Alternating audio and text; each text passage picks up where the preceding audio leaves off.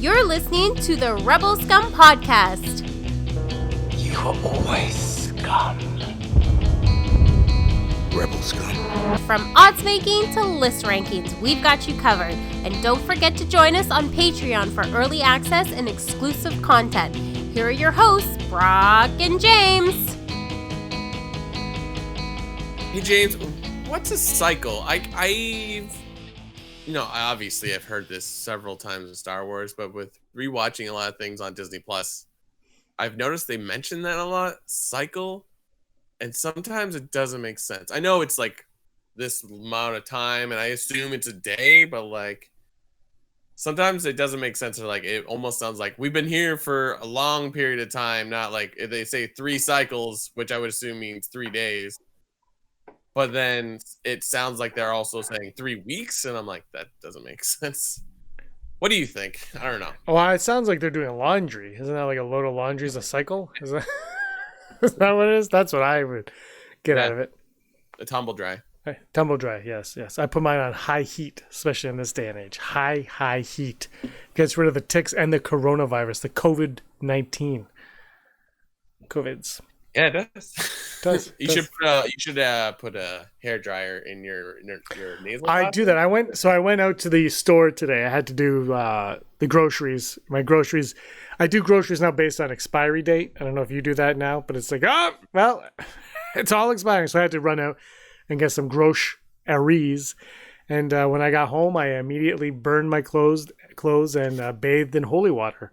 Just another day, typical day in 2020. Days where we didn't talk about our daily lives on these podcasts. I think we always did, but that's what I did. I went out. I tried to find some Star Wars stuff, but all of those stores were closed. Actually, I was going to go to Walmart.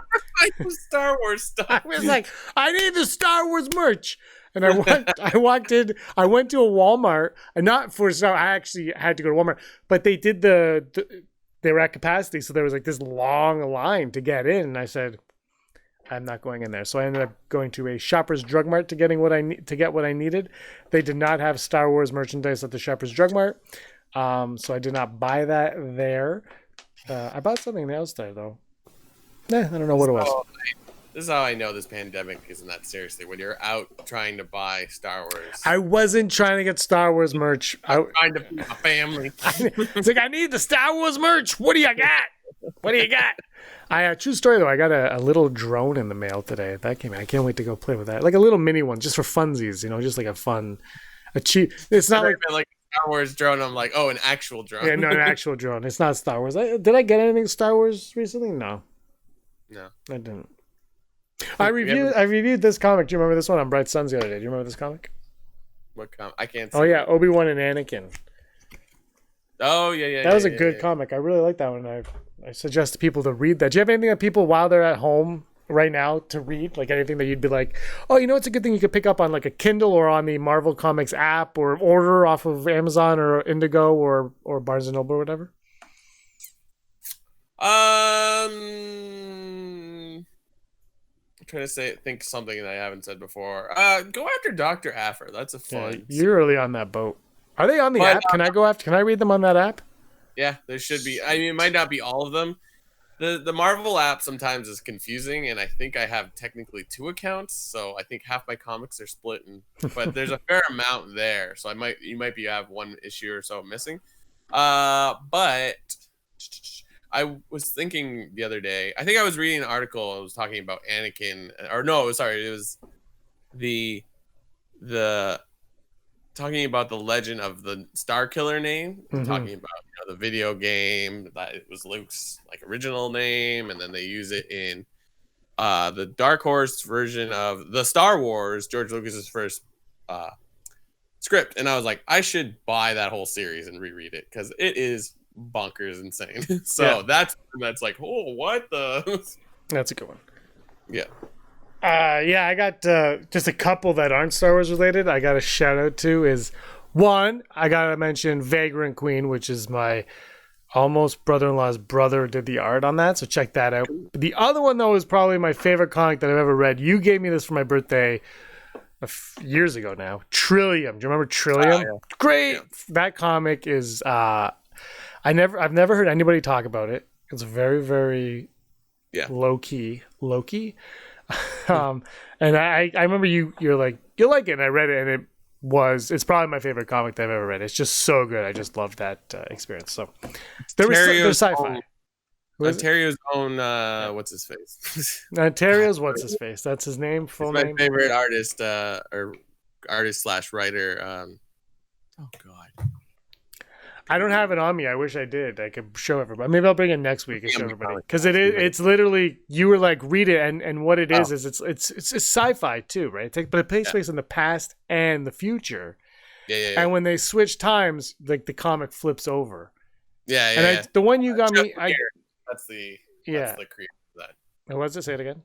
Jeff Lemire. He's from Ontario. He lives in Toronto now. He works currently. I think he's working with Marvel. He's worked both. He's one of those guys that, like, he's very talented at what he does. He does art. He does the art, but he's also like a really great writer. I think mostly he does writing. If you've ever heard of Descender or Ascender, he does that with Dustin Wen, and that's a really good sci-fi. There we go.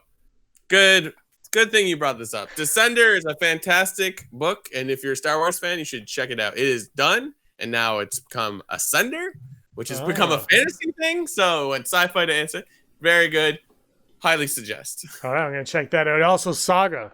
Saga's a good one too. Oh, we were at one of the Toronto Comic Con Fan Expo, and you're like, James, it's like Star Wars, and I was like, what? And the vendor was like, he's right. And then you picked it up for me, I think, and it's a great read also.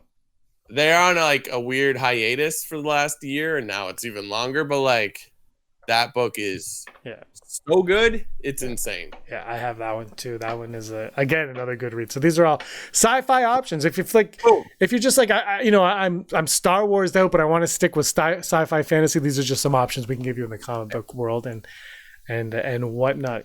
But I do want to throw to a clip for a second, Brock. It's not our friend Dan Allen. By the way, this is the Rebel Scum podcast. Well, it's only 163 of these. We should get. I'm Brock. I don't know. I don't know. I've been in isolation forever. I'm James. 163. We still forget to say what you guys. Give us a like and a subscribe. Yeah. We need to say that more often as well. Although our friends in the chat are usually pretty good with that. But every day on Bright Suns, we've had friends in the podcasting community come on and kind of give what they've been doing during isolation. But this one, I have somebody else that I want to show up. It's my friend. It's his son is the 7-year-old that I saw the Rise of Skywalker with, and he just has a little message for what he's doing during isolation. And so, Brock, if you don't mind, I would like to play that clip right now. Do it. Okay, here it is. Steve. Greetings, Rebel Scum. It's Steve here, Karmicaholic on Twitter, and I just wanted to take this moment to check in and say I hope everybody's doing their best to stay healthy and to stay happy during this time of self-isolation and social distancing. It can be tough being cooped up in the house. We've been there for about 14 days now. I'm out for a walk right now in the woods with my two kids, just to kind of get out of the house and break up the monotony of Netflix and movies and homework and fighting. I got two boys and they fight. But one thing I just wanted to say is it's been an amazing experience is watching the Star Wars movies with my kids, because they are watching it for the very first time. And watching the movies through the eyes of a child is a totally different experience than watching it as an adult. Sometimes I think we tend to overanalyze or over-critique and worry about things too much, and it really takes away from some of the joy of the movies. And watching it with my kids, they're not worrying about what actor gets what screen time or what necessarily makes sense or what plots tie together in the end. They are just seeing it for the first time and watching as true fans, and it's just been a real delight watching it and seeing how it sparks their creativity, sparks their imaginations, and watching them fall in love with Star Wars is making me fall in love with Star Wars all over again, and it's just been a great experience. And I also want to say a big thank you to James, Brock, Andrew, Aaron, and the rest of the crew at Rebel Scum Podcast Network, because you guys have been pumping out a lot of material for us. You've been doing a lot of videos and helping us keep entertained, helping us stay together. And as a community, I just want to say a big thank you, and let the Rebel Scum Podcast Network know that we really appreciate everything that you're doing. And things will get better. We will all get through this. But until then, keep up the great work, guys. And I want to say big thanks. Thanks, Steve. Thank you. Yeah, Brock is more sincere than I am. Steve is losing his wits. He's at his wits' end now. Watching Star Wars and Animal Crossing. He just had to get his kids Animal Crossing. They've become obsessed with it, watching their favorite YouTuber play it. And so he was like, oh, I don't want to get it, but he had to. Are you into Animal Crossing at all, Brock? No, I respect it. I played it when it first came out for, I believe, the first one was Nintendo 64. I'm a big Harvest Moon Stardew Valley fan, so that game kind of falls in that category, but it never really grabbed my attention, though. Like, if you know the 64 version, it was attempting to be what it is now. I think it was GameCube. I think it was both, though. Was it 64? I thought it was after. But wait, it might have been 64. You might be right. I remember it vividly on GameCube. Right.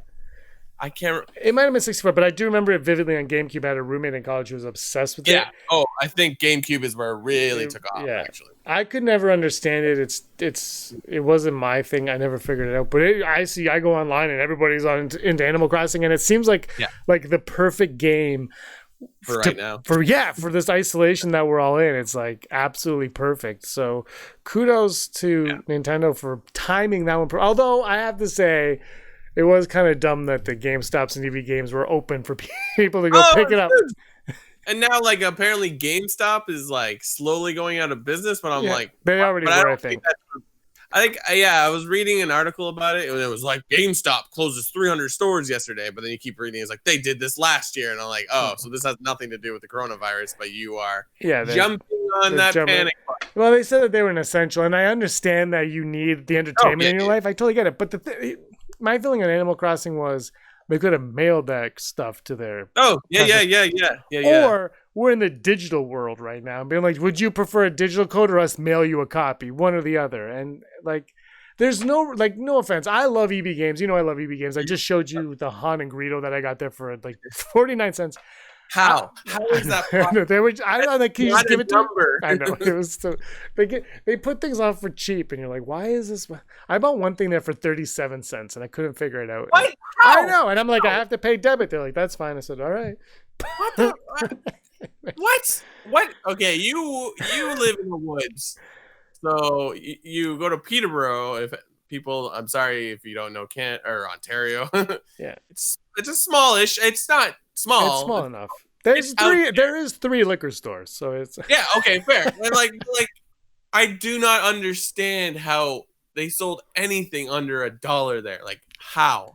That must be maybe that one is owned somewhat semi-privately. You know what I mean? Where they kind of have control. Because like EB is like GameStop, where like they're kind of controlled. But what happened was when they got rid of everyone's getting bored. When they got rid of $5 Fridays, it came in this thing where it was just like everything was like $1 or less. Yeah. So it's just kind of like throw. Yeah. So I got Chitara and Panthro, the same type of thing for $1. Yeah. That's on my desk at work. I thought about bringing it home when I went in, and I was like, that's contaminated. So it's still there. They're melting away. But yeah, it was just like ridiculous. But anyway, look, I love those stores, but the reality is we live in a time now when, like, as great as it to go in and buy these little knickknacks and whatever, and getting a physical copy. I know some people, Andrew Fantasia and other people, love getting the physical copies of things. You can mail that out at this time. They can no, you know what I mean. No, but if you are someone like physically send if someone like Andrew that wants the hardcover, like the whoever's getting the Blu-ray of Rise of Skywalker, was just released yesterday. Have it mailed to, like, if you're like, I gotta go to the store to get it. Do you, or can you just be like Walmart, Amazon, Best Buy, whoever, mail that to me? And all these companies, Aaron and I, we like wine, and we're like, I'm like, oh, do I have to go to the LCBO? Because the liquor store.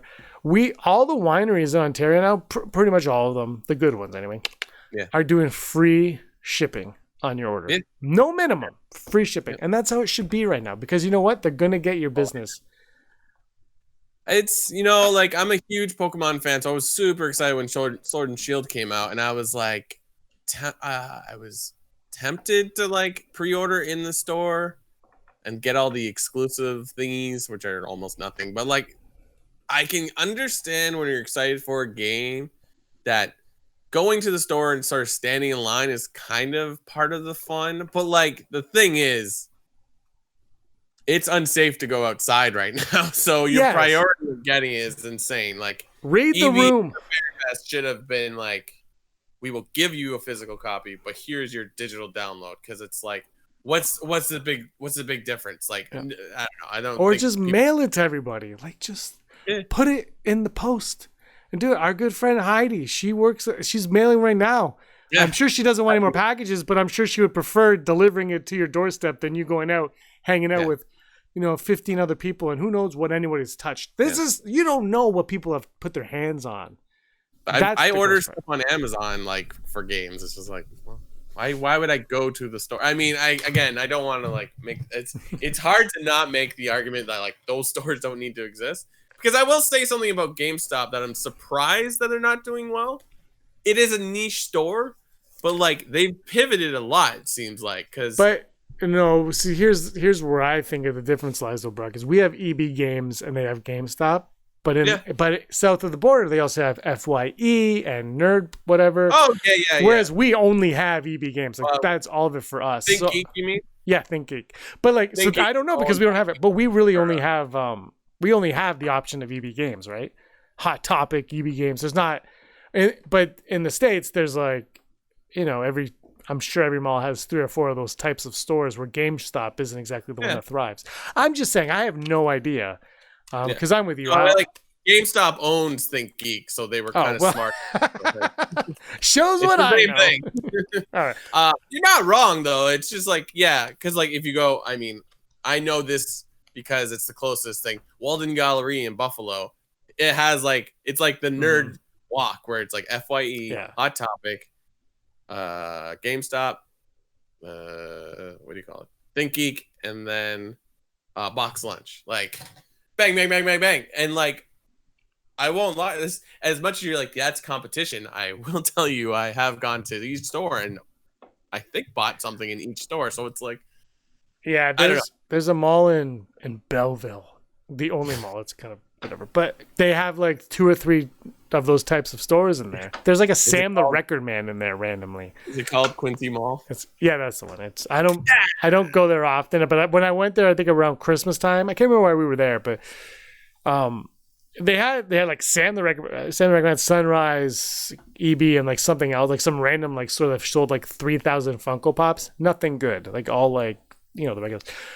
But I went in all of them, right? You're going to go in those kind of stores. So it does make sense that they work. But I just think us versus them, Canada versus the US in terms of that, is we don't have the options that they have so much. But that's just me speaking from inexperience. But when you go there next time, please get me some more Dunkin' Donuts. I'm running low. All of our American friends, if you want to mail, can you mail across the border still? Are they allowed in that? If you can mail your Dunkin' Donuts with a Purell or Lysol wipe with it, everything has to be wiped down now. I think we can. It just takes forever. It takes forever, yeah. Like, I ordered something on Amazon that was in the country, and it still took forever. So that's weird. I ordered off of Amazon. They're like, they told me it would take forever, and it came 2 days later. It's weird. Like, one day I ordered it and had everything right away, and then my roommate Daryl was like, "You're lucky you got that, because apparently most of the stuff you just bought was non-priority." I'm like. But then, it is true. I feel like they are working overtime that they like. It's like we can't guarantee when this is gonna reach. And look, I was like, so I ordered on a Saturday, and they're like, it'll come on Wednesday and Friday. It was 2 things, right? Wednesday and Friday, and I said that's fine. Like I wasn't. I needed it, but it wasn't an immediate rush. And then one of them came on, I think, the Monday or the Tuesday, and the other one came on the Wednesday. Like, it was like, oh, cool. I'm not going to argue. But if, like, I have, like, exactly, if it's not essential, I have no issue waiting it out. And I only want to go to the store right now for essentials, because that's, look, to be honest, I really only want to go to the store ever for essentials because I hate shopping. But, that's it. We're one step closer to living on Tatooine. Welcome to the Rebel Scum podcast. 163. We're starting it off. All right, let's. We have another chat in right now. Our good friend Den Allen sent us a video with a thought that he has on Star Wars and Anakin and people in Star Wars. Let's play the clip. Roll the clip.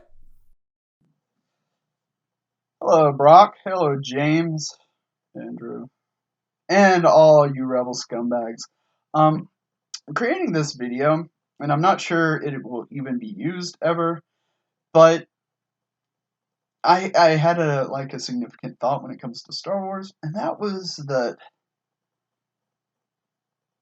there is something about the old lady at the end of Rise of Skywalker that just it stuck with me. It's one of those things, and I'm a historian, and I tend to like think about how things look big picture across time. And Star Wars is a great fictional universe where you can use those skills to kind of like overanalyze, and I know that's what I'm doing. I'm just overanalyzing these details. And one of the things that I got thinking about while watching The Mandalorian was the episode where the mechanic on Tatooine, the one that babysits Baby Yoda, she was probably in her late 30s, early 40s, maybe mid 40s, and I was like, man, you fast forward like 30 years, and she'd probably be in her 70s or 80s, like if she was like in her mid 40s or what have you, and like 35 years have passed or what have you, and like you add numbers together and you get numbers, and the desert takes a toll on you, as we saw with Obi-Wan and a bunch of other characters, and like the thing that crosses my mind is not that necessarily the Baby Yoda babysitter is the old lady, but I remembered from Phantom Menace that there was a little girl played by George Lucas's daughter named Amy. Now I'm wondering if this old lady is actually Anakin's old childhood friend, which would explain a few things. It would explain why she was hanging around that spot. She was like, oh yeah, my old friend, his mom lived here or what have you, and oh yeah, I knew Luke Skywalker, who was Anakin's son, and like there's someone on the ground who might actually know the whole family story, and that absolutely intrigued me. I'll tell you immediately, I do not buy into the fact that old lady was Shmi. I don't buy into that. I don't buy into the fact that she was Jabba. I do not buy into the fact that she is Padme. I've heard these theories, and to me they're a little preposterous. But I do think that she could have been a shout out to the character Amy, played by George Lucas's daughter. So I decided to create this little video, share my theory, and see what you guys think. If James is willing to share it. If he's not, he's like, oh man, this is trash, and Den, you need to go away, and you're no longer canon, just like Andrew. That's fine. It's just, it was an idea that popped in my mind, and I wanted to get it out there and share it a little bit. And Brock and James are the only two Star Wars podcasters that I actually know, and that could, maybe play with this idea a little bit more and see what they think and see what you think. So, that's all I have to say, and may the force of others be with you. Thanks, Den. It's always wonderful to see you and hear your voice. I feel like there's always like a moving box in the background of his video. I was like, take all that stuff out of those boxes. Who knows? They might be files or something important. I know he does a lot of. He's still in school. He's teaching. He's teaching. God bless him. Yes, teaching. Yeah. Yeah. I have to say, I'm sorry, Brock, not to interject here, but we have all of our Patreon contributors are fantastic individuals, clearly, and there are quite a few. I can't name them all, but quite a few that do a lot of just that I didn't even realize, but a lot of them are doing work, and they're still having to work right now. Wow. And going out to work and braving the conditions that is out there, while you and I just want to say right now, we joke a little bit about the top, and we talked a little bit, but everyone has a role to play, and right now we're all learning what those roles are. And for you and I, Brock, and a lot of others, it's to sit on our butts at home. Yeah. That's our role. Some other people have to educate, some have to deliver parcels, some have to work in other industries that need it, especially nurses and doctors. And Brock, I'm not going to lie, I kind of want to start tipping the cashiers at grocery stores. I'm not going to lie. We're not going to restaurants, I'll give my dime to the cashier. Your dime. Well, I don't know who has cash on them anymore. Don't pay anything with cash. Exactly. They should have the option, like tip option, when you pay at the debit for. Filthy. It's filthy. It's so gross. Has anyone ever thought cash wasn't gross? No. Exactly. It's always been gross. Cash. All right. Anyway, sorry. Thanks, Dan Brock. Yeah. Thanks, Den. I like this theory. It's very interesting. Because I feel like this is typical Star Wars where we're like, how does this all fit together? And I think you can easily say the woman at the end of Rise of Skywalker is just there, so Rey has someone to talk to or whatever, or just be able to say, I'm Rey Skywalker. I will poke holes in this though, because your main point, Den, is that this is Anakin's house, but it is not. Anakin never lived there. It was Klieg Lar's house where Shmi moved in with him. But I can see the value of it. I think you're in the right position to be someone there. But he has no attachment to the house. Luke has attachment to that house, but so maybe perhaps if she is this friend from Phantom Menace, then yeah, maybe she is looking out for what was left of the Skywalker family. So I like that part of it. I think though, why did you bailed on Amy Sedaris' character from Mandalorian? And I'm like, perhaps forget the old lady. Perhaps the woman. Amy Sedaris' character is that little girl from Phantom Menace. Why not? Why not? Yeah, I liked what he does. For me, one of the things that I do like about Star Wars is that it is a soap opera and everything is kind of connected.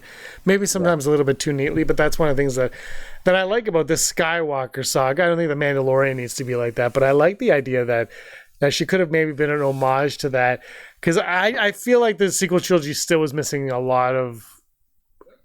It's hard to actually even say that. It's missing a lot of the prequel stuff. But then if you think about it, the original trilogy was missing a lot of the prequel stuff because it didn't know about the prequels yet. So it's kind of hard that way, right?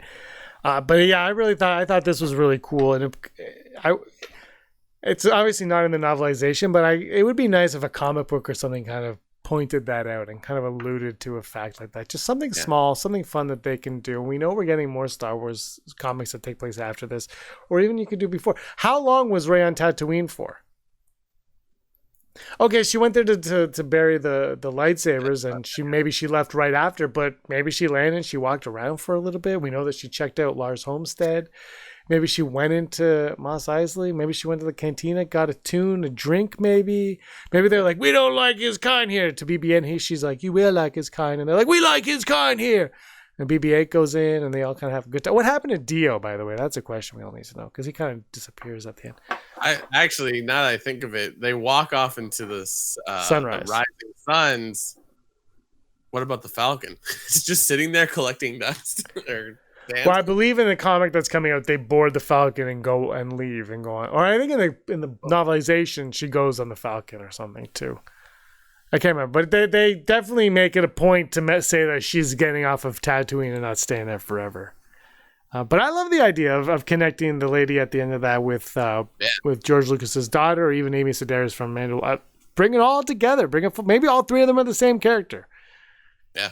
Why not? It's what Star Wars is good for, It's like, it is the soap opera aspect of it. What we love to watch about it is, how is this person connected to that person?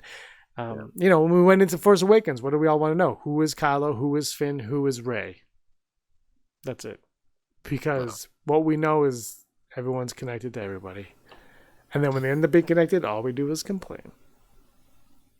Yeah. All we do is complain. All I do is complain. All I do is win, win, win, no matter what. DJ Khaled. That's how you know it's a DJ Khaled song, when he says his name. Did you know that DJ Khaled is actually the best music? We're the bestest. Another one. Do you think that Kylo Ren, just to throw this out there, Brock, but Kylo Ren, do you think his character was all that you wanted, or were you hoping for a little bit more or a little bit less? No, I think it was good. I think that Rise of Skywalker takes a unexpected turn after watching Last Jedi. But the way his character ends, I'm like, yeah, that makes sense to me. I think it wraps it up. I think there could have been more, but we've said this myriad of times where it's like there's no coming back for him. It's even though he does, you know what I mean? Like it's like he's gonna sacrifice himself. Like there's no validation of that. Like it's like, well, he killed a lot of people. Do you just wish they gave maybe more description as to, and I think you brought this up, where there's no real reason for him to go bad. Like he's just like, I'm bad now, and you're like, oh, that was. Yeah, I mean, from all I can gather from what we've learned so far of the Solo family, it's like he's just mad because I don't know. Like it's like I don't know why he's mad at his parents. Is he mad at his parents because they couldn't make their marriage work? But then also like it sounds like their marriage fell apart because Ben went crazy. He went evil. And then also it's like, so you're mad at Luke and now you're taking it out on the galaxy. I know that's a very generalization of what happened, but like I still think Kylo Ren is a liar. I think he redeems himself somewhat, and all the Reylos are like, what? I think he redeems himself in Rise of Skywalker, but in Last Jedi, he's lying. We know he's lying because like he's just like, oh, blah blah blah. They're whatever. He'll say whatever it takes for people to go with the way he says. So, and then like the story of what happened between him and Luke, and we get two different versions, and then the third one that's like, who is telling the truth? neither Luke in Last Jedi nor Kylo Ren are reliable when you think about it. I mean, yeah, they show up when they need to show up, but like it's, I don't know, I feel like it's just two egos going against each other. Like would I like to explore more? You know it. Yeah, I think one of the things that I like is that one of my least favorite parts of The Force Awakens was when they said that, oh, you wish your father was like Han Solo. He would disappoint you. Or whatever. I always hated that part. I'm like, I thought we were past 90s deadbeat dads. You know, like I thought we were above that. And it wasn't like they turned Han Solo into dad. It was just like in general, I'm like, really, that's like your reasoning for him to be like this is because they had a deadbeat dad. So these comments kind of made it that, or even the novelization has made it that it was more Palpatine was kind of feeding him these lies, and Han Solo wasn't exactly a deadbeat dad. Yeah. So I do prefer that to it because of whatever. But I do wish we got more of a reason for why he was. I mean, he's conflicted, and it's like it's intriguing, but is it enough? And why is he conflicted? Like, sorry to cut you off. Like, even like I will finish what you started, and it's like, well, what did Vader start? Yeah. Like, is the plan take over the galaxy? Yeah, it's like they had a really easy in with Palpatine. They're like, I'll finish what you started, and is to be Palpatine's right hand man and take over the galaxy. But then he's like, I didn't even know Palpatine was out there, but he is, and you're like, what? Yeah. Huh. Look, I hope we learn more, especially now that the story is over. I hope there are ways that they can go around it and just fill in the blanks and fatten it up with more information now because before I think they were afraid to do any of that because they didn't exactly know what was going to happen and they didn't want to reveal anything and this and that. But now everything's been revealed, so just go in and put the stuffing in the turkey and let us know what's up. I was watching Resistance today, and I got the episode in season 2 where Hux shows up and it's actually Domhnall Gleeson's voice. Oops, sorry. Yes. And like it was great. It's not audio from another. It's him talking new lines, and it's so funny because there's at one point like an alert goes up because like Kaz is on the ship and they find him and they're chasing him, and Hux is like, "What is this?" He's like so mad that there's like a siren going off. It's so good. I'm like, thank you, and like I said yesterday, Who today, knows? what day is it? Resistance, like give it another chance if you were like, I don't know, this doesn't seem as good. There's some really interesting details in there that like they're kind of giving you. And I was like, this is great. Nothing like monumental, because if there was, we would have known about it now. Like the season's been done for a while. Like, but like the details are what we strive for as Star Wars fans. So I enjoy it quite a bit, and I'm very impressed. I'm really behind on it, and I'm looking forward to catching up on it. And I think I think I will. I've been kind of busy with working from home. It's been crazy. Anyway, you want to go over to the odds? Let's do it. Never tell me the odds. Today's odds are brought to us by Palpatine. That's what we should call our Patreons, the Palpatine. Palpatine. There's a Palpatine tier, and Heidi, executive producer Heidi, is a member of that tier. Wow. Well, our Patreons are wonderful people, and they support us and this craziness that we do on a now daily basis, which is insane. These people bring to you the odds today. Executive producer Heidi Feder, Barry Brophy, Dennis Allen, Mary Kristen Aton, Jeff Wilson, Aaron Quinton, Al Schuler, Phil Staniforth, Jana Rubio, Rachel Alford, Rural Farm Boy. That's not usually where he is. Oh, yeah, Awesome. well, we got two upgrades. Thank you, Rural. Thank you, Sooner. Yeah, thank you. Where was I? Scott D, Andy Higgins, Josh Price, Mason Hope, Matt W, Rez, Frank Perkins, Neil Lowry, D Raven, Spencer, Gleek Play 1, Kayla Davis, Automated Joy, Charlotte, Mariah Weekland, Jericho Kane, 4-Leaf Clover, Girls with Sabers, and the person who sent me a message earlier today or yesterday, whatever, saying, record with me, butthole.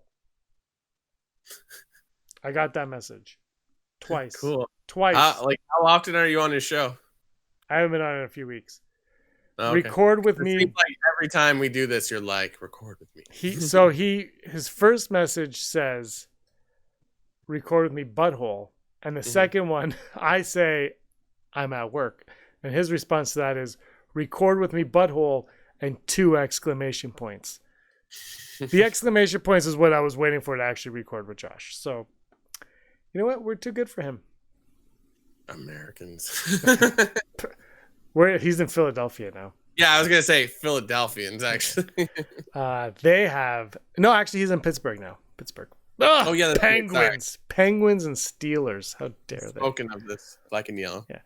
All right. Today's us. Thank you everybody for supporting us on Patreon. It really means a lot to us. Also, it's April Fool's Day today, Brock. April Fools.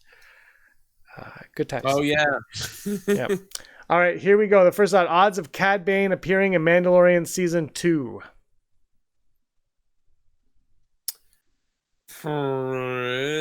Possibly high. I'm gonna go 55%.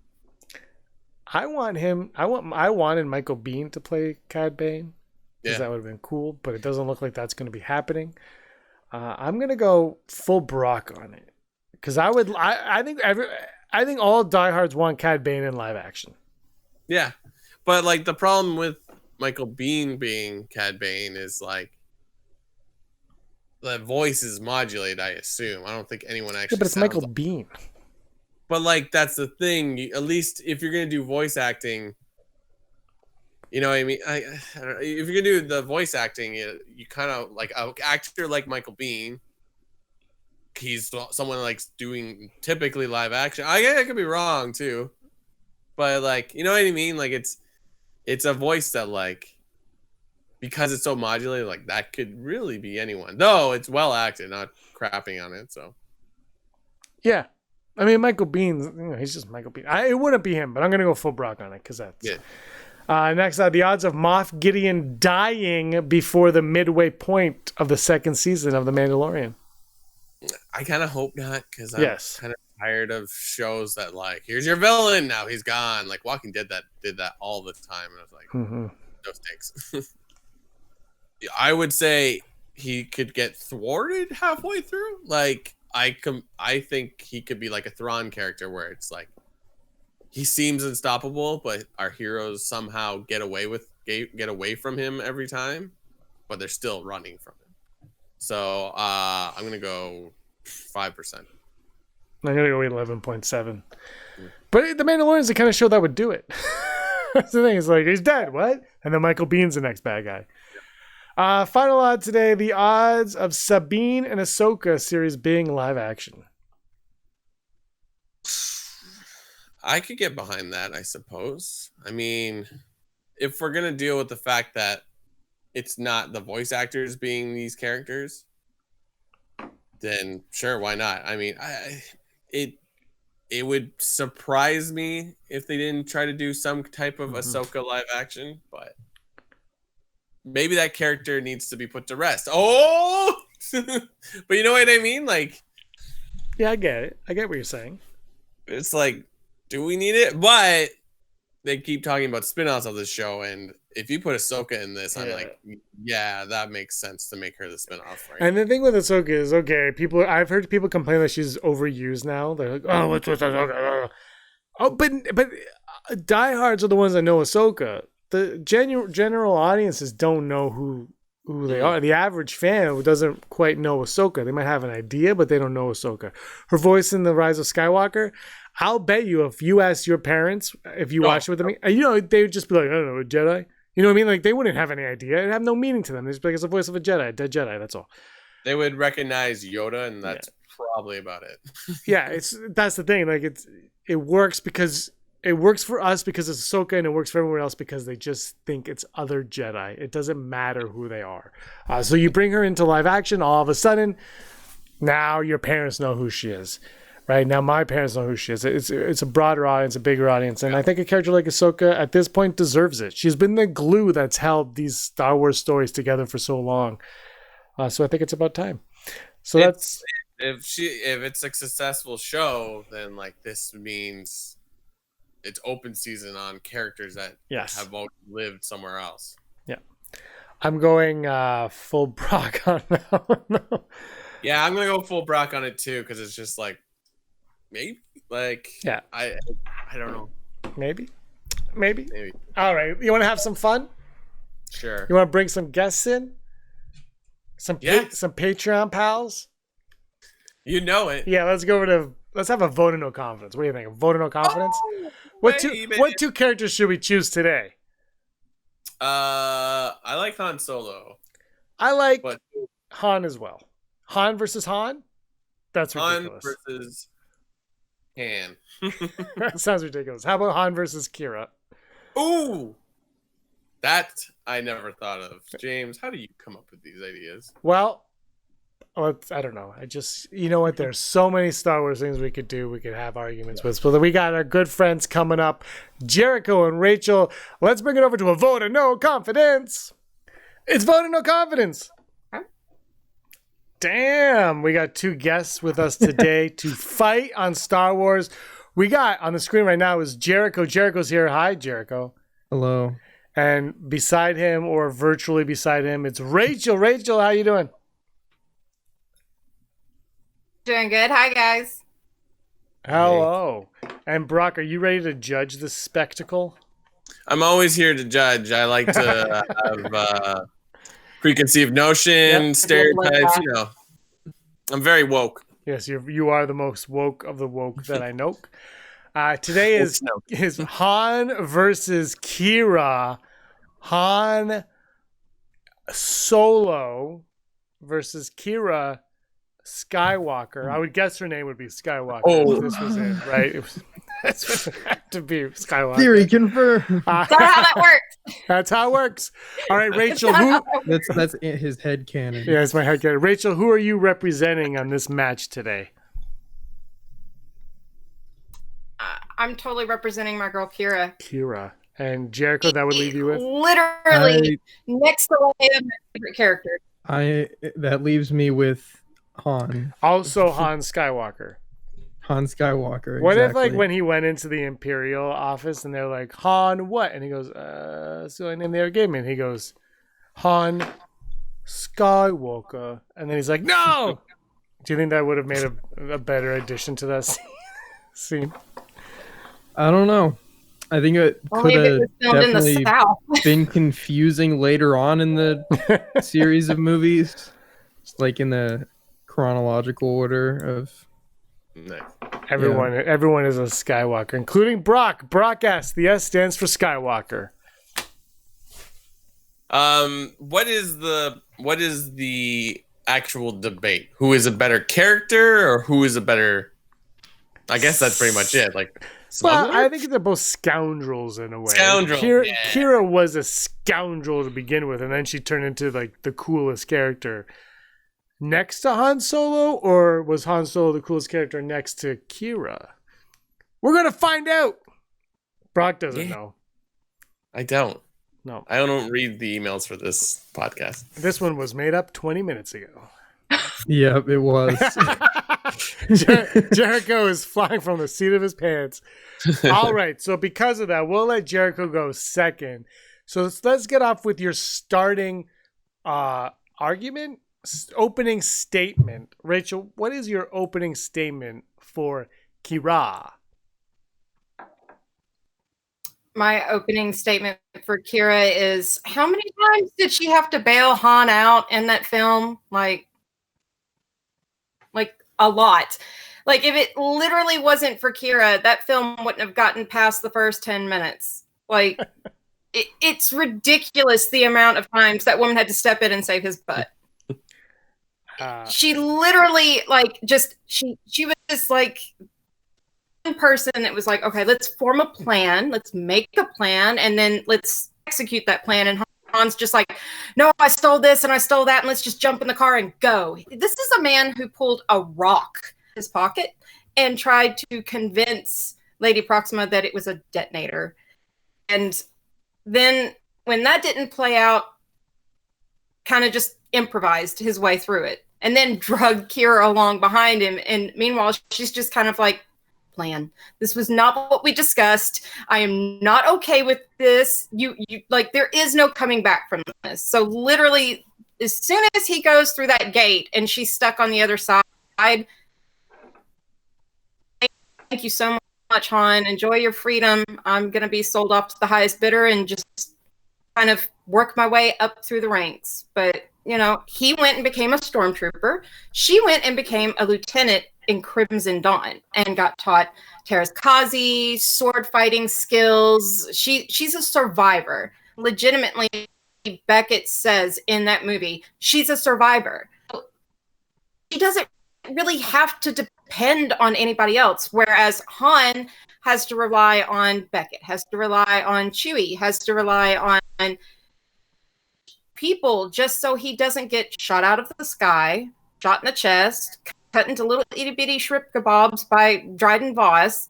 It's a never-ending stream of improvisation. He doesn't plan. He never has a plan. That's why, like, on Endor, when he said, hey, Luke and Leia were like, yeah, we know it's you. Like, there is no plan. Methodical.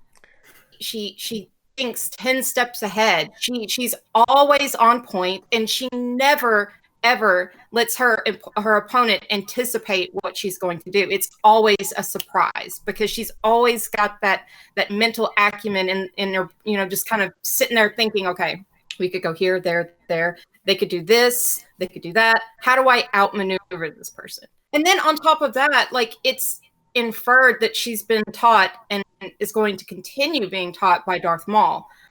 So there could be some dark side force capability there. She could end up with a lightsaber. Technically, blaster versus Sith apprentice with a lightsaber, I'm pretty sure Han's cooked. Fair point. Okay. Okay, yeah. Brock, do you think you're- Jericho has a chance in this battle already? Like, Rachel just brought the heat. What do you think? There's a lot of good points for Kira. I mean, she's somewhat unknown. They haven't really done anything book wise. No, I guess not really. kind of. They should. They need to flesh out that character.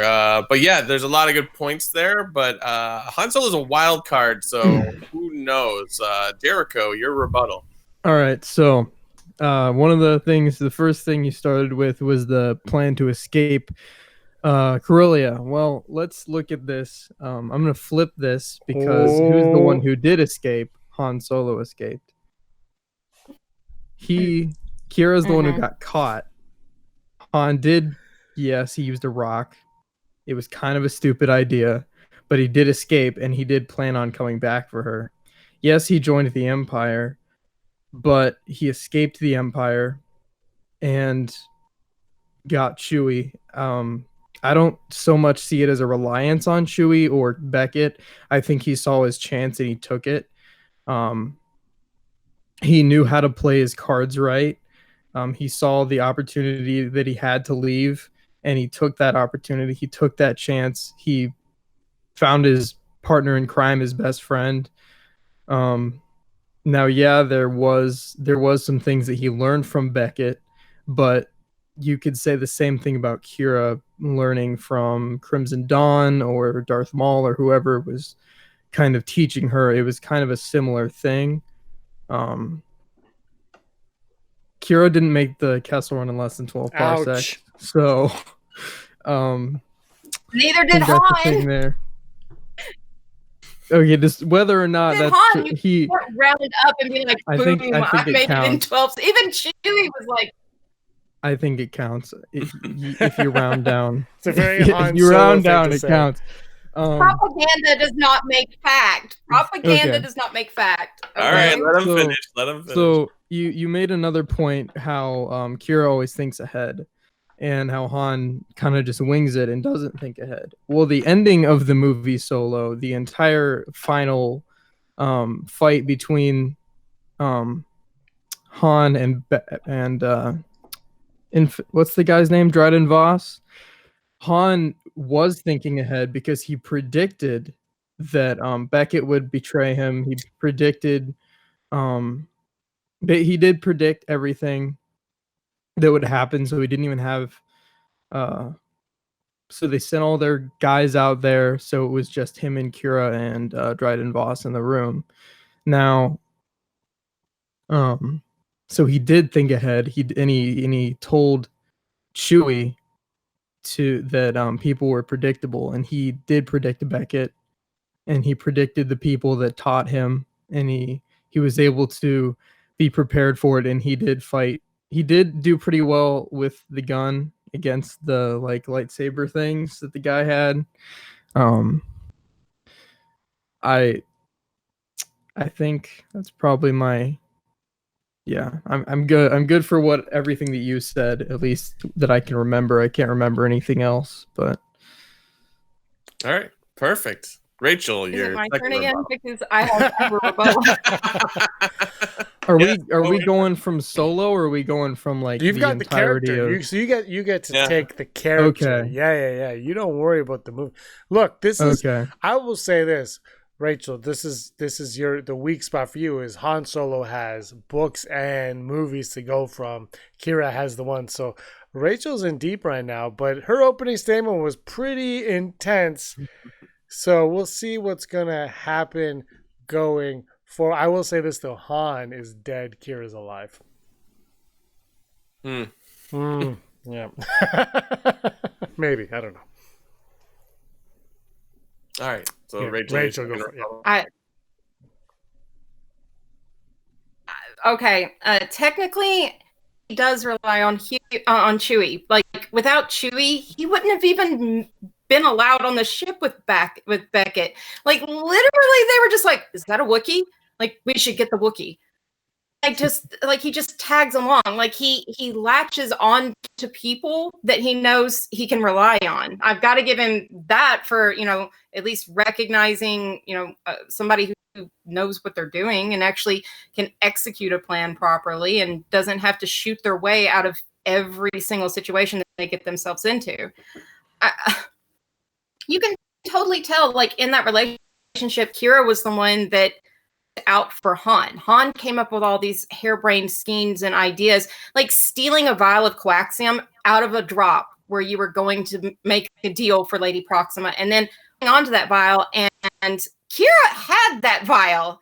She didn't want to give it to the woman at the checkpoint until both of them went through. And Han's standing there going, "Do it, just do it." She drops it in there, and that's how she got left holding the bag, because she carry out her plan. She was just sitting there letting him elbow her in the side, like, just go ahead and drop it. Let's go. And yeah, he meant to come back, but I mean, really, did he think going into the Empire was going to get him back to Corellia anytime sooner? They were starting wars on different planets, like halfway across the galaxy. There was no way he was going to make it back to Kira in time. And he knew what was going to happen, surely, because he's seen similar things happen. She even mentions Crimson Dawn. Beginning of the movie, like, that could happen to us. We could be sold off to Crimson Dawn. So that's her ultimate fear. And it happened because Han left her holding the bag. And he didn't just leave her once, he left her for years. So whenever she meets up with him, she's just kind of become her own woman. She's in an organization where she's living a life of luxury. She has power. She has prestige. She's got all of this to her credit.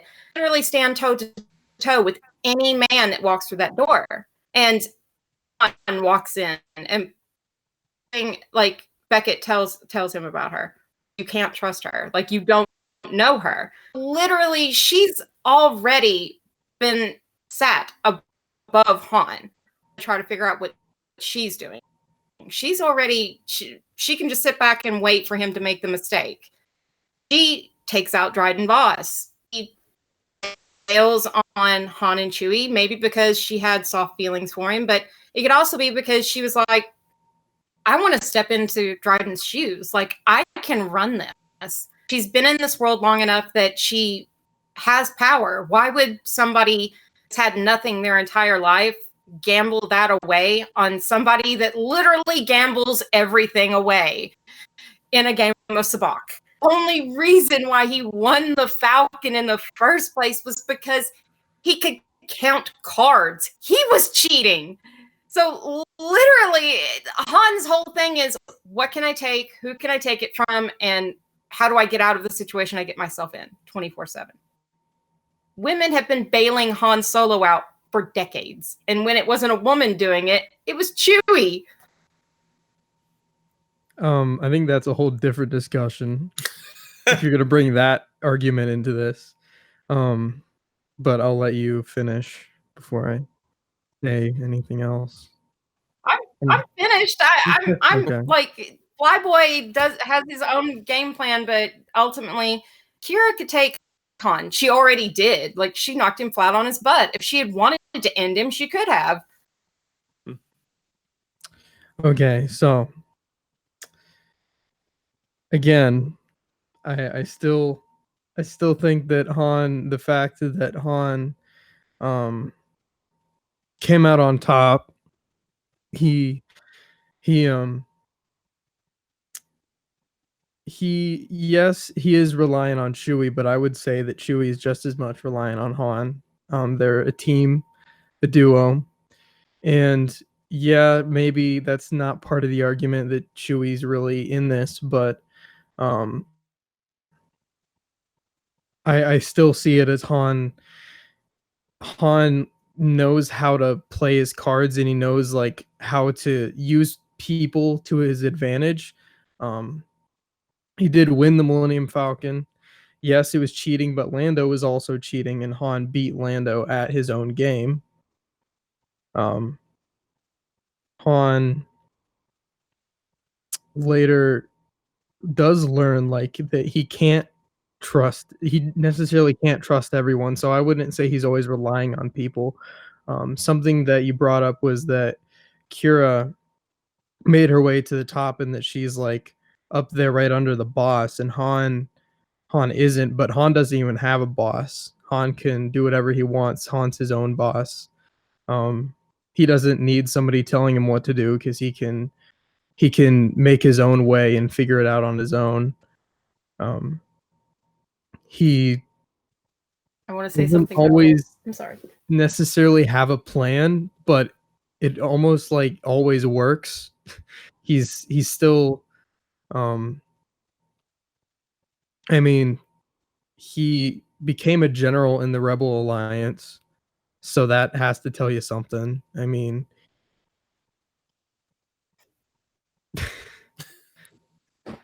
Is that the end of your rebuttal there, that's Derek? the end of my rebuttal right Perfect. now, yeah.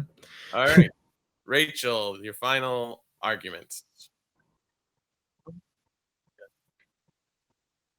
Yes, he became a general in the Rebel Alliance, but how did he get that position?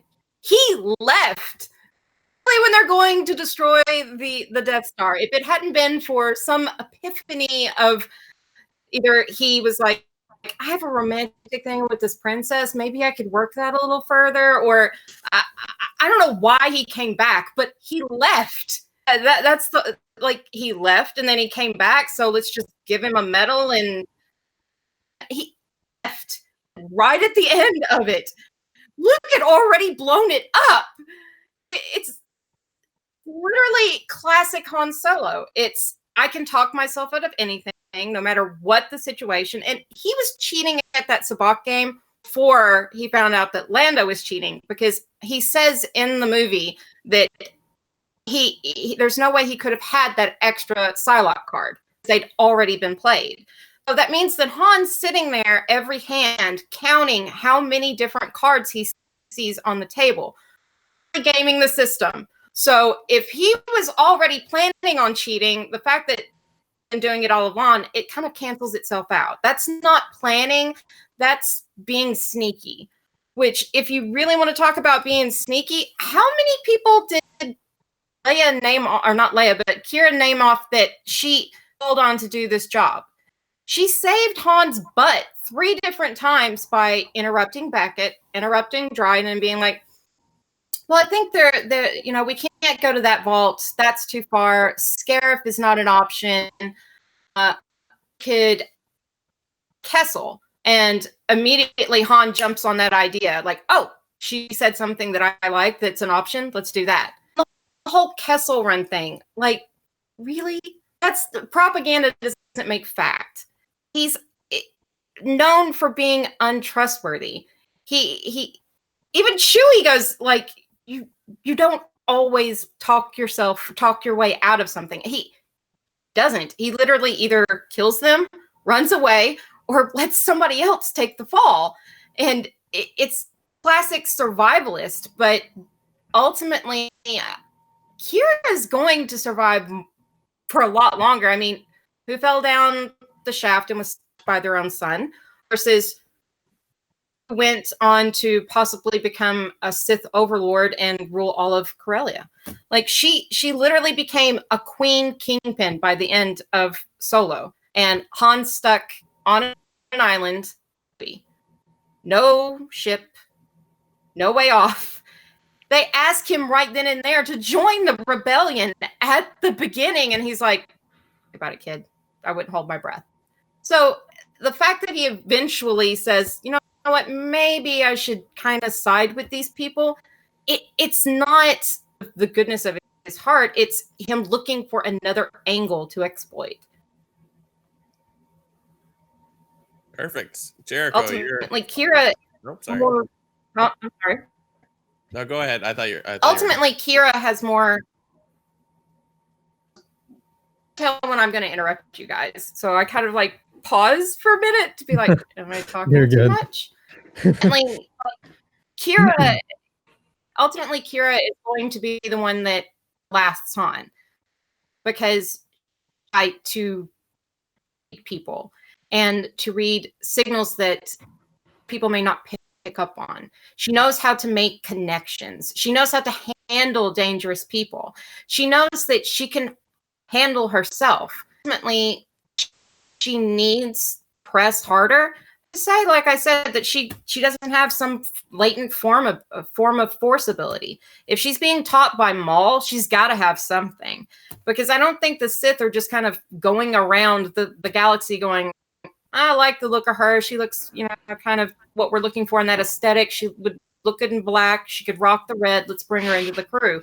I think more or less you almost have to assume that she's got some form of force ability for Maul to become, interested in her, to take her at the tail end of, okay, well, Dryden's gone. Great. You bring the ship and come meet me. We're going to start working a lot closer together. So I'd say ultimately, like where Han went into the rebellion, became a general, left his wife and son, then came back. How many times? I'm not sure, but apparently quite a few, because Leia really said she didn't like seeing him leave. So that means unreliable, gets into trouble a lot, probably cost her a lot more money than she had to spend in getting him out of spots here and there when they weren't together, because God help her, she probably heard everything that he got into. He has no choice in it. He literally is the strongest. He's the strongest link in that friendship. Han may be loyal, but loyalty doesn't keep you from getting people killed. Okay. Good luck, Jared.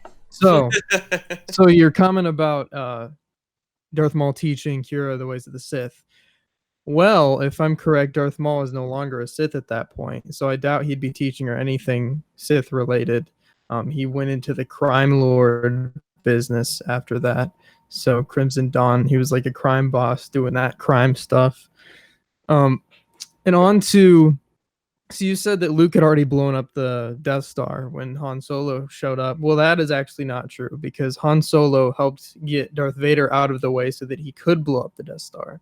Han came back because he knew it was the right thing to do, because his friend needed help.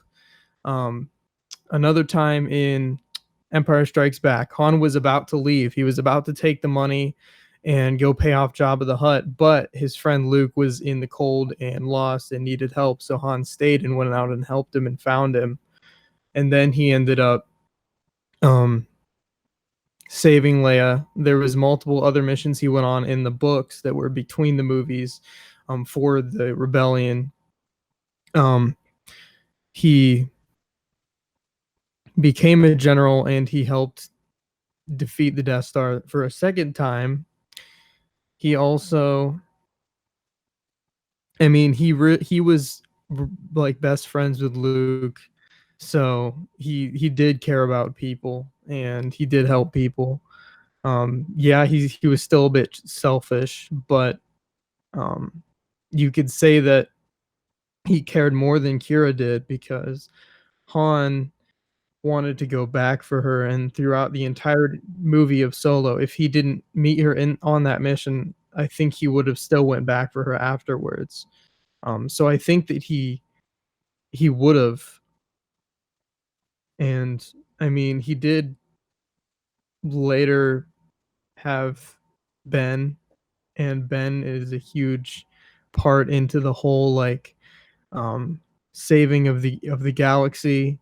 And Kira isn't really connected to anything else. From what we know, she kind of just disappears after Solo. Maybe she does some stuff with Maul, but nothing that hugely impacts the universe like Han Solo's life does. He's legendary. Rey knows who he is. Rey knows who Han was and what the Millennium Falcon was. And they know him as a great general in the rebellion. So I think he has a bit more of a testimony for his life than Kira does. So that's my argument. All right. Great points made from both of you. Thank you so much. Brock, hearing those two, debate. What are your thoughts right now? What if you could influence the watchers in the live chat and the commenters after the live chat? What would you say to them? It's really raised the point of are they diametrically opposed, because they're both sort of agents of chaos but in a different sense, sort of, you know what I mean? Like, I feel like Han Solo is so chaotic in our saga that he seems to survive because he takes chances, but Kira is more calculated. I would argue that she's still taking chances because she's dealing with crime lords, but there's more calculation to it. There's always a backup plan with Han. He charges in like a New Hope. What does he do on the Death Star? A scene, and he just charges right in. Like that's Han to a T. Kira is more like, I have all the plans. So it's very, very interesting. I can't stress enough that we need a Solo too, so we can. I know. By the way, as we record this, somebody hit up John Kasdan on Twitter and asked about the status of Indy 5 and Solo 2. Was that you? It was not me. It was not me. It was not me. It was not me. I was researching Han versus Kira stuff. Probably read. And anyway, John Kasdan says his work on Indy 5 is done, and he said there's no talk of anything Solo 2 wise. He thinks theatrically it will be a hard sell, and the Disney Plus slate for Star Wars is packed. So there's no room for it. So it doesn't look like for Star Wars content, but yeah, I mean we're getting a lot, I guess. I don't think quite enough. So everybody in the chat, let us know who you think the winner is. We'll announce the winner on next week's podcast based on what everyone says in the comments below. And if your favorite character is Chewie, remember Chewie was not an option on this one. But I'm going to end it with a trivia question. Are you guys ready for a trivia question? Sure. Brock, you're going to love this one. It's from we do the trivia on some of the lunchtime chats. We started it this Monday, so here we go. This is Brock. I don't know if you're ready for this. How? It's multiple choice. How tall was Bail Organa? It's so random. A, 1.91 meters. B, 1.82 meters. C, 1.69 meters. D, 2.04 meters. Brock, I'll start with you. I'll give the guests time to think about this. I'm frustrated with myself because, one, I live in a country where I should know meters, but I do not. You know what? And then, it's meters and kilograms annoy me greatly. And also, I'm also frustrated with myself as a Star Wars fan because most of like action figures or any like info on characters does this as well, where it's in meters. I don't know how tall Jimmy Smith is. Jimmy Smith? Yeah. Who knows if that even matters? I don't know how tall. Blah blah blah. And, but that's why this was the first. I thought it was hilarious. There's 1.91, 1.82, 1.69, or 2.04. That sounds like the Imperial Vault combination. Yep. I'm going to go 1.69. 1.69. Rachel, 1.91, 1.82, 1.69, 2.04. 2.04. 2.04 from Rachel. And Jericho, 1.91, 1.82, 1.69, 2.04. 1.869 or whatever that one was. You just combine all of the numbers together. The second to the last one. Jericho was like a combination. All of you are incorrect. The answer is... I was right at all of them. 3.3 feet equals 1 meter, right? Yeah, so he's not 2 meters because that would make him Chewbacca size. That would make him what was half a meter? Was a Womp Rat? Wait, let's go. How many? I just remember that. How many apples are you? So what was the answer? It's hold on. Math is the path to the dark side. That's all I can say. For sure. It's 1.19. 1. Oh wait, 1.91. meters was the answer. It was A, 1.91, which makes him Sure. 6.2 feet. I'm pretty sure that's what I said. Nope. You actually had a variation of all the numbers except for that one. So, congratulations. All right, that was a lot of fun. I want to thank Rachel and Jericho for joining us on Vote of No Confidence. Brock has decided that the winner doesn't exist here. The winner is only who you choose in your heart of hearts. Brock doesn't take sides. The Rebel Scum podcast cannot be bought. Well, you tell that too. I can be bought. So whoever wants to send me over a Reese peanut butter cup, I will eat that Easter Sunday. I will dive right in and love every second of that. All right, Rachel and Jericho, thank you guys so much for joining us. Thanks for having me. Thank you. Brock, do you want to go over to the news? Let's do it. Hollow news, da da da da da. Hollow news, hollow news, da da da da da da. Hollow news.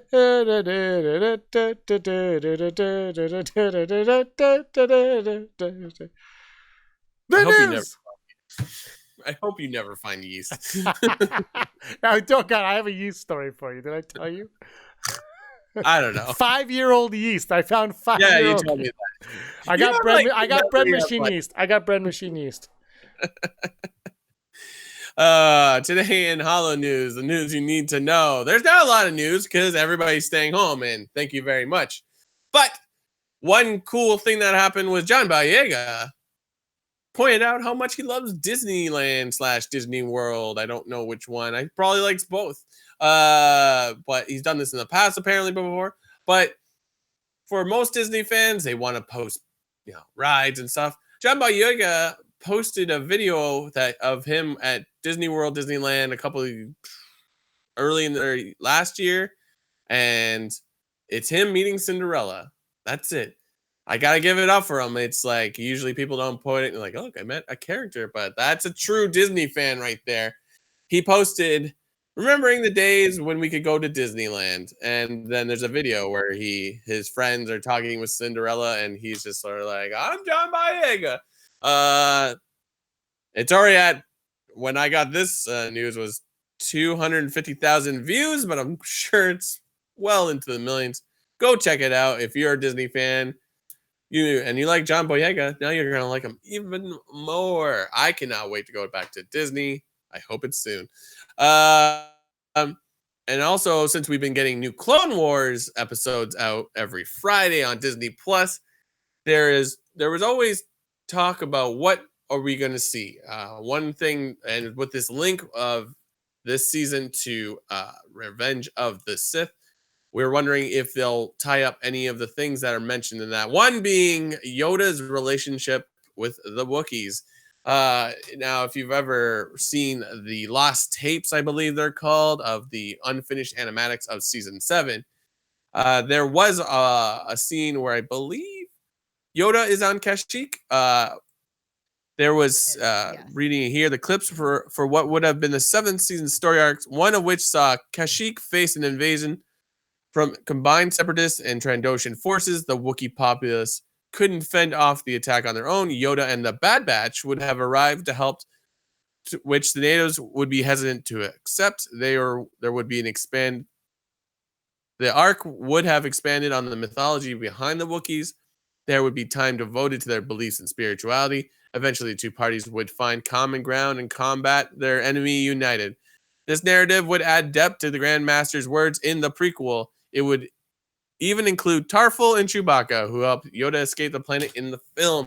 Unfortunately, due to time, this arc has apparently been stricken from the record. So I don't think I've ever seen any of the animatics of this stuff. It's a bummer because I'm a huge Wookiee fan. So it won't be there. So that's too bad. But you know what? Keep watching it on Friday because this is what we got for Star Wars right now. It's pretty good, I think. If not, let me know in the comments and we can rap about Wookiees. And this has been your Hollow News. The Hollow News. That's the ending now to it. Top 5. Top 5. Top 5. I don't even know what is the top 5? Top 5 actors or actresses that could play Hondo Anaka live action. Oh, That is yeah, not yeah. named Jim Cummings. Jim Cummings is off the table. Obviously, that's who we all want, but he is off the table. It can't be him. Hondo Anaka. Top 5. This is for Den, our good friend Dennis Allen, who visited us earlier on with a video question. If anyone has a video question, send it to us. rebelscumbags@gmail.com. I love that email. I don't know why. The fact that it's scumbags always like makes me laugh. I didn't know we would ever get an email on it when I created it. And hello, scumbags. That takes us back. Hello, scumbags. My number 5 to play Hondo Anaka in live action is the one, the only Arnold Schwarzenegger. No, I'm the Hondo. My number 5 is Johnny Depp, just because Yes. I'm. He's a Johnny Depp. He would do something random like that. He would just be like, "I'm a Hondo." That's how he'd be. You can't see me. I'm flailing my arms. I'm Hondo. He totally changed it up. My number 4, he was great in Sonic the Hedgehog. Jim Carrey. He would bring a little bit more slapstick to Hondo, but I would totally be down to watch Jim Carrey as Hondo. And he would do the voice too. He would do the Hondo voice. He was also great in Sonic. My number 4 is Ben Schwartz. Yeah, Ben Schwartz. I want to see Ben Schwartz as a Jedi. Yeah. He wrote jokes for 3PO. I don't know if you know that. Yeah, and he did the voice for BB-8, or he helped with the voicing but of that. not in the second one though. No. Just Bill Hader. And number 3, Yippee-ki-yay, Bruce Willis. You just imagine Bruce Willis in that makeup. I would be on board with that. He's not tall enough, but I'm gonna say Danny DeVito at my number 3. It's like the right personality, I think. Yeah, I think so too. My number 2, he was in Ninja Turtles. He should be in Star Wars. It's Sam Rockwell. I like Sam Rockwell. He would bring he's in Iron Man 2 and he's in Made. For those of you, I'm bringing up Made again. He's in that. So I would say Sam Rockwell. 3 billboards out of Hondo Anaka. Yeah, he was really good in that. So there you go. Yeah. J.K. Simmons. Why not? Nice. That is a nice one. Yes. Wanting to wear all that kind of makeup and all that. Yeah, CG it on. He's just like CG it on. Put dots on my face. Yeah, like mocap it, right? Like. Yeah. What's your face? Like Ahsoka. No. From Avatar, the female Avatar. The Na'vi. Na'vi. What's her name? Gamora. Zoe Saldana. Zoe Saldana. She didn't wear any real blue at any point, so mocap. But she wore a lot of green on Guardians. Oh yeah. And my number 1, you've already said the greatest actor of our generation, every other generation. Put him on stilts. It's Danny DeVito. Hey, I'm Mini-Me. Remember that in Gold member? Yeah. Hey, it's me, Mini-Me. Come and get me. He would be the best Hondo. I'm all in Danny DeVito, and I hope he wins an Emmy for it as well. Yeah. I'm going to go my number 1 just because I'm like, I don't know. It is hard to get past the Jim Cummings voice. You're like, who sounds like Jim Cummings? You're like, Jim Cummings. I'm like, yeah. I'm going to go Alan Arkin. I want to go with not grizzled isn't the right way, but like the weathered older actor. Yes. For some reason. That's a. It's the voice. Yeah. It doesn't matter of the body type per se. It's the voice and that personality, right? So yeah, Alan Arkin would be great. He's a great actor. Great. I just watched something with him the other day. I can't remember what it was though. Guess that shows how meaningful that was. Was it Grand Budapest Hotel? Because I feel like that's the last thing I saw him in. Ooh, that's a great movie. No, I would remember that. That was a great one. Is the new Wes Anderson movie coming out soon? Is that even coming out anymore? His movies, look, I love his movies and I like seeing his movies in the theater, but they could be straight to digital nowadays. Timothy Chalamet is in this movie, James, with Saoirse Ronan. There's like a universe of those two now, so it's like, it's coming out. But who knows, delayed, right? Yeah, so Ghostbusters and something else we're all next year now. They've all been delayed to 2021, which I think makes sense. You know, I don't know. You never answered me. I don't think. Are they done shooting that movie? Yeah, it was supposed to come out in July, I believe. Right. Oh, okay. I think. Look, the problem we're in right now, and one of the problems I think with Celebration, unfortunately, is it's going to be in this time period of uncertainty where this might be on a decline. It might be on a fast decline. It might be far along on a decline for all we know by August. But the problem is there's an uncertainty of will it come back? Are people going to be comfortable in large gatherings? So movie theaters, I think, are going to be free. Like, you know, they're in a tough spot right now. Are people going to want to gather with other people? I know there's artists and musicians in concerts, and they're like, do I want to go? Do I want to perform? Are people going to come and watch now? Like, are people going to be afraid of large crowds? And we're in this. So for me, movies right now, theatrically, 2021 makes sense. I know Wonder Woman is pushing for August, but it's not going to make money in the theater. I mean, it'll make a couple bucks, but it's not going to make, you know what? A movie's not going to make $1 billion for a long time again. Yeah, probably. Yeah. Avatar, you son of a. They need to start rethinking, like, because like that success based on that is just sort of like, you know what I mean? Like, yeah, I understand money means everything, but like, well, they need to make money. The problem is you take a movie like Black Widow and it costs you $200 million. You've got to make that back, and plus marketing and all that stuff. You got to make that back. And right now, the climate of that, I don't know if movies are going to be able to make that kind of money financially in the theaters for a while. Sure. So, I mean, I get it. It's I'm not trying to sound irresponsible here, but this, like, the second it's safe to go out, I am trying to live my life as normal as possible. Yes. Like once it's safe, we got to go back to normal, folks, because half of us rely, and that's not me trying to be selfish. Half of our lives rely on us being out in the world, and I think a lot of people will agree with me, but we gotta wait till it is safe. To get to that point, everyone's gotta stay inside. But it's like, you know, like, I think they need to start rethinking the model when it comes to movies, because, like, look at Tiger King.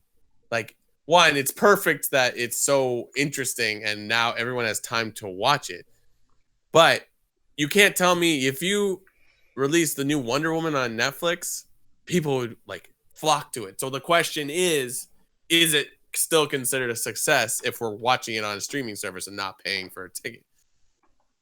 Like, it's a different type of success. I heard the Oscars might change their rules because it has to spend a week in the theater in LA or New York by the end of the year, and they might change those rules for this year, which makes sense to me. I mean, look, you change the rule for 1 year, you change it for 1 year. Chill. Yeah, it's in sports talk, we can put an asterisk on everything that happens this year. Exactly. James, what a wonderful podcast where we almost barely talked about Star Wars. We talked about it enough. People are happy that we are here. So I just did something with OBS. Is it still recording? It is! I don't know. Yay. The screen went crazy, but we're here. I'm James. He's Brock. This is the 163rd episode of the Rebel Scum podcast where we talk COVID-19 like gentlemen. We won't omit the COVID. My aunt calls people COVIDiots. I'm like, wow. I actually got mad with Aaron the other day. That's right. I got mad.